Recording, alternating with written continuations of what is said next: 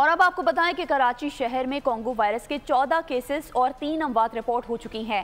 Congo virus से कैसे बचा जा सकता है और क्या एहतियाती तदाबीर हैं, मजीद जानते नुमाइंदा बोल न्यूज़ मरियम हसन से। मरियम आगाह कीजिएगा।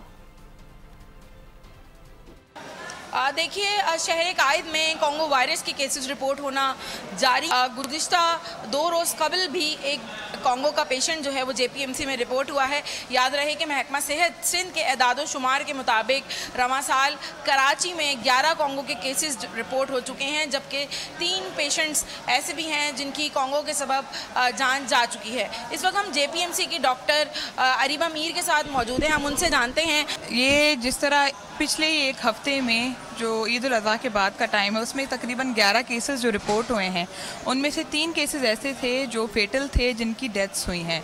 11 केसेस इतने कम टाइम फ्रेम में आना एक अलार्मिंग नंबर है। इसके लिए देखें, कोंगो जो फीवर है, क्रीमियन कोंगो हेमरेजिक फीवर, ये एक वायरल डिजीज़ है। अपने आप को मुकम्मल ढाँप कर रखें, दस्तानों का इस्तेमाल करें और जैसे ही अपने अंदर ये अलामात पाएँ तो फौरी तौर पर अपने करीबी अस्पताल से रुजू। ठीक है मरियम, अपडेट करने के लिए आपका बेहद शुक्रिया। सब्सक्राइब करें और बेल दबाएं ताकि कोई खबर रह न जाए।